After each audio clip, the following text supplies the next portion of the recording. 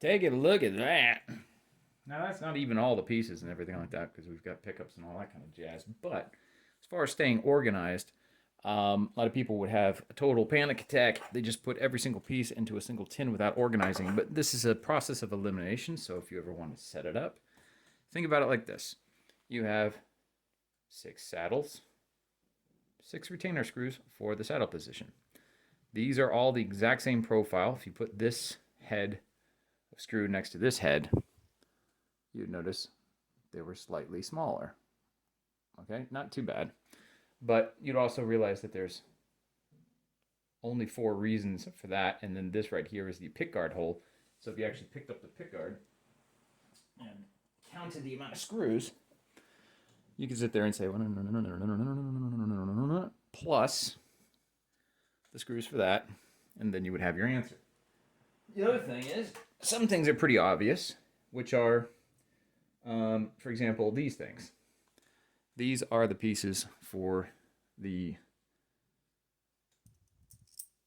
lockdowns for the trim that would actually go into this crazy thing. So this is what I was talking about. Let's see if I can focus in on that. But this actually gets screwed through here, okay, and it gets locked into place against this piece. So the way this actually functions is when it goes through here, it goes through, yeah, like this. And depending on how far you have it, we'll lock it into place. Okay, so the farther you bring this back, you lock it down, it won't be able to, like, you can, it'll force back, but obviously with a string pulling against it, it can't go any further. So it's just a safety mechanism. So it can't, like I said, when you're playing really hard or something like that and do some crazy bends and stuff like that, it doesn't force, this, if this thing was loose enough, it wouldn't go any further than that way it was tightened. So if you only wanted to say, this is the perfect intonation, you lock this down at this point, and now it cannot go forward. So technically, you don't even need the screw. Really, you don't, because this is the only thing that's pulling forward is the string. So that's how this particular tremolo, the RM Pro 2. I've never seen an RM Pro 1, so this is the RM Pro 2. So anybody has an RM Pro 1, fantastic. Please post a video. I'd love to see it. So anyways, you got all the different pieces for that. Set up all those. These are the 5 screws, which have 5 holes here. You have 6 different little tiny baby screws that go into that, which holds down the plate to this. And then these 5 screws hold down this to that. These are the actual tightening screws for that. Very simple.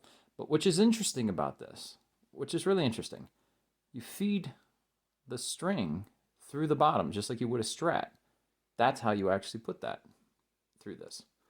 So that's what these pieces go to. Now, the other thing that you need to know about is all these things from kind of a side angle kind of look the same. So if I held this one up next to this one, you really don't, it's really hard to tell the difference between them. But when you turn them like this, they look like Star Wars walkers. Okay, that's stupid. But anyways, yeah. This right here, it gets really obvious when you go from this one to, say, this one. Okay, let's see if we can get that close enough. See, the profiles are way different. This is way thinner at the bottom right here versus this is way thicker. So this would actually, the thicker it is, the max thickness is going to be the D and the G string. That's what these are going to be for. So there's no number markings. The other ones that I've been working with, say the TRS Pro, they actually have 2s or something like, they've got like little markings on them, like dots, like Braille. So that's the difference. But if we wanted to know, for absolute stupid finite purposes, let's go ahead and grab the caliper here. And the thickness of that is in millimeters, 3 millimeters. Thickness in this one, 1.5. Now let's take the middle of the groad. Bet you it's going to be 2. Hey, look at that Japanese precision right there. That is pretty gangster. Gotta love Yamaha. Look at that. Without even having a caliper, if you wanted to know that, but that's interesting to see what those particular ones are. You can just put them together and see that those are pretty much spaced the exact same height. And then we look at these right here. These are the thicker guys right there. So the way this would be, so you'd want to radius this against the neck like that. And then obviously one on each side for the low E and high E. All right, so we can get them as flat as possible against them. You can see the radius of the neck would follow that curve. So you'd have the thin, medium, tall, tall, medium, thin. And so since they're pretty much that would be the order to put them back in. And that's exactly how you do that when you figure out how to get these things back on this tray here. Because if you don't get that wrong, you'll get this crazy stagger.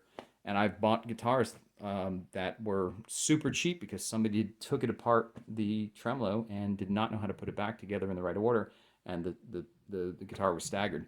So it was terrible. But anyways, to finish this off, I did want to say one thing. To figure out the neck, got these radius tools. This is a 12.